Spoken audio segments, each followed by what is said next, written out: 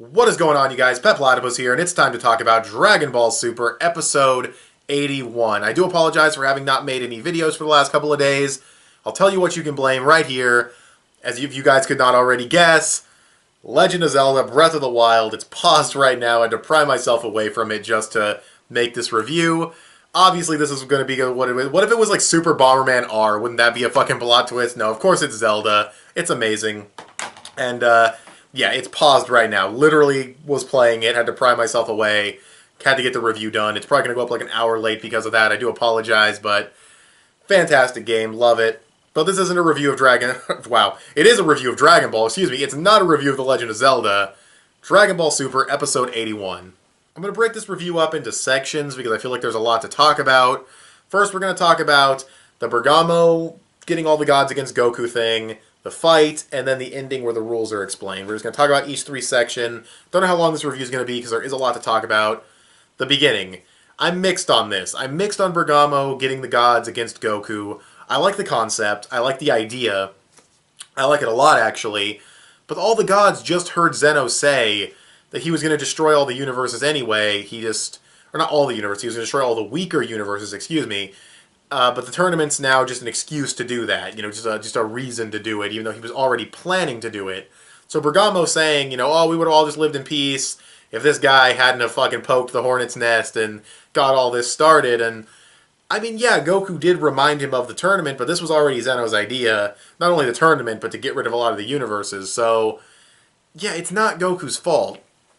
And I like the idea of blaming Goku, but since Zeno did just say he was already planning to do this, it seems a little weird. But yeah, I'm a little mixed on it, but overall I like it. I like them trying to make Goku the bad guy in this scene by having the gods get mad at him. That is kind of cool. That is kind of interesting. They were already displeased with him because of the way he talks to Zeno and how quote-unquote rude he is, And they even asked Champa, like, what the fuck's up with this guy? And Champa's like, I don't know. Because, Champa wasn't there when he became friends with Zeno. So he's like, I don't know. Goku's just fucking... He's unfathomable, bro. He pretty much says that, if I remember correctly. Not those exact words, but still. He says Goku's limits are unfathomable. And, yeah, and then Goku and Bergamo fight. So, yeah, I like the beginning overall. It is a solid way to start the episode. But... I'm a little mixed because how he worded things and stuff like that. But as far as the fight goes, it starts off really good. Really good camera rotation on that martial arts scene. Cool clash at the beginning. Really, really great. Clearly, Masahiro Shimanuki supervising the episode. I don't know if he supervised the whole thing. I doubt it because Dragon Ball Super episodes usually have one or two supervisors, sometimes more. So, yeah, he definitely supervised at least half the episode. But I feel like his art style popped up in both halves, so... Could have been a rushed episode. Could have been a patchwork episode. It definitely looks that way in the middle of the fight. Because like I said, the fight starts off strong. Good camera rotation on the martial arts scene. Lots of little subtle movements when they're fighting. However, after that, it gets a little iffy. Some of the rapid punching Goku does at Bergamo's chest. Not Goku versus Batomo. Batomo, Bergamo, fuck. Not the Batomo. Oh, fucking jeez, I knew that was going to happen because of those names. The Botamo fight, if that's how you say his name, had way worse animation than this, definitely. But, yeah, the rapid punching wasn't that great. But get better than the Botamo fight, or Botomo, or whatever. But still, not great. Definitely patchy. But what they do in the middle section to make up for the lack of animation is they have Bergamo increasing in size with a tween so that you can have him move and be animated while growing in size and enlarging, and then you have like the pillars in the background rotating around the camera and in the foreground to sort of create this sense of movement and motion, even though the animation isn't all that great. So they do a pretty good job trying to mask the animation in the middle section. It is still entertaining, still good use of music and stuff like that. And then the fight ends, and the fucking ending is just, oh my god, dude. It's been so long since Shimanuki's been on point like this, man. He's insane. Like, he's got age against him, and he has the series' schedule against him, and yet somehow he's still bringing back his art game. He's bringing back his animation game. I don't think his animation will ever be as good as it used to be, again, because of the series' schedule and his age, but still... Coming in with the debris work on the rocks when Bergamo powers up, the Kamehameha effects work, the Wolfgang Penetrator effects work, the clashing, the intensity, the explosion at the end. It was all great. It was so entertaining. It was so badass. And Super Saiyan Blue Kaioken, animated by Masahiro Shimanuki, so awesome. So great. It was just so awesome. And I didn't even expect to see Super Saiyan Blue Kaioken. I expected to see Super Saiyan Blue because Goku uses that a lot, and Zeno told him not to hold back. I did not expect to see Kaioken. Also, Super Saiyan Blue looks really good in the new filter. I will say that too. The hair color is really nice. What else is there to talk about as far as the fight goes? The beginning's good. The middle's great. Beginning's good. Ending's great. Middle is kind of iffy, but they kind of make up for it with some digital tricks. So, yeah, I don't know what I started to say, but I decided to correct myself because I thought I fucked up. But whatever. That's the middle portion of the episode. And now for the ending. We get the rules of the tournament, and we get how the tournament's going to be set up. So this is pretty massive. Right before I get into this, I'll just quickly, again, music, solid, really good as usual. Pacing, also solid. Story progression, really good. About to talk about that. Just want to get the technical aspects out of the way. So the ending of the episode, we see what the stage is going to look like, which we've already seen, but he shows everyone else. He says it's going to be really, really big, and the time limit's going to be 48 minutes. You can't fly outside the void, like outside of the arena, you can't fly. It'll nullify your flight. Either it'll nullify it, or they're not going to let you. I'm assuming once they leave the rings area, flying is just impossible in the void. You'll just fall out. So, yeah, a lot of ground combat, which I think is really cool. A lot of close quarters flying, not a lot of like crazy flying around everywhere stuff. So that's cool. You have to knock out your opponent and throw them out of the ring, or simply throw them out of the ring to win. And there's no killing. That's the only thing that really disappoints me, because Hit will not be able to go all out. Now, I'm assuming this is going to change. Zeno is a wild card. If he feels that the no killing is too boring, he'll probably just change it. I mean, the fucker wants to destroy all the universes anyway, or at least some of them, so who cares, right? So yeah, I'm curious why there's even a no killing rule at all, but I'm assuming they're going to get rid of that rule.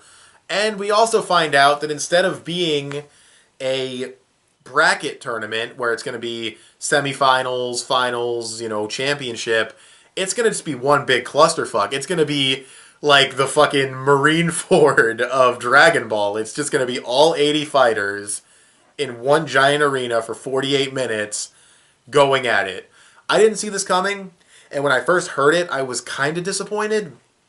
But then I thought about it, and I was, like I just said, it's kind of akin to Marineford from One Piece, which is one of the best arcs. I'm not saying this is going to be as good as Marineford, but just one big battle with a bunch of characters going at it could be really fucking awesome. And it could last a lot longer than you might think. That's definitely going to be Namekian fucking 48 minutes for sure, or Frieza 48 minutes, however you want to say it. But yeah, it's going to be really cool. And this also gets rid of like the whole like, oh, it just so happens that Krillin and Tien and Roshi got matched up against people who were around their power. No, it's just going to be a fucking free-for-all, and Krillin and Tien and Roshi can go seek out enemies that are around their power level. So yeah, that's cool. And yeah, I think it's going to be fucking badass. Hopefully it's awesome. Hopefully it's really, really good. There's definitely going to be a lot of fodder that gets taken out. I think the big players are going to be the guys we see in the opening, which I think is definitely plenty of big players. It's going to be so cool. We'll probably see, like, female Brawly just fucking, like, totally wasteland, like, 10 dudes, like, 10 fodder guys. See Vegeta wasteland, like, 10 fodder guys. It's going to be really cool. Or at least I hope it's really cool. If these fights and the fights in the Goku Black arc are any indication, it's going to be fucking badass. So I'm okay with it being one big battle royale at first. When I first heard him say that, I was like, really? That's a little disappointing because it feels like it'll be short, but Marineford's like 30 episodes. And it's just one big battle at the fucking, at Marineford, the location. Now, granted, Toei does do one chapter per episode for One Piece, so if you were to pace it like a normal anime, it would still be like 15 episodes. So, yeah, I mean, 15 episodes plus what we've already had. Goku still has to fight Toppo. Fuck, I didn't even mention that yet. Goku has to fight Toppo, probably lose. It's cool that Toppo thinks he's evil, or is going to see if he's evil by fighting him, and Goku's like, oh, that's interesting. So that was a really cool moment. And so we have the Toppo fight. We're going to have gathering the fighters, most likely some training, maybe a time skip. The baby will be born, Bulma's baby, Bra. And then we'll get the big battle royale. So I think it's going to be long enough to be about the same length as a normal Super arc. We'll have to wait and see, but Yeah, I'm definitely excited to see how it's going to go down. We've never had a tournament like this in Dragon Ball, so it's going to be really interesting to see how everything plays out. Last thing I really want to mention is that I think Goku's going to lose to Toppo. I definitely think that's what's going to happen. Toei has released a character bio for Toppo, and so we do know how strong he is, or how potentially strong he is, or where he is, like what ballpark he's in. Not going to say in this video in case you don't want to be spoiled, but during the next episode preview, Goku does go Super Saiyan Blue. So if that's any indication, yeah, Toppo not to be fucked with. So yeah, can't wait to see that. I think Goku's going to lose, and that'll be like motivation for him to train even harder, get everyone else training. Because if he can't beat Toppo, that's a big deal for Universe 7 survival. So I hope he loses. Oh, also, shit, I just realized, Goku beating Bergamo. This is Goku's first legitimate victory in Dragon Ball Super. Yes, I know, right?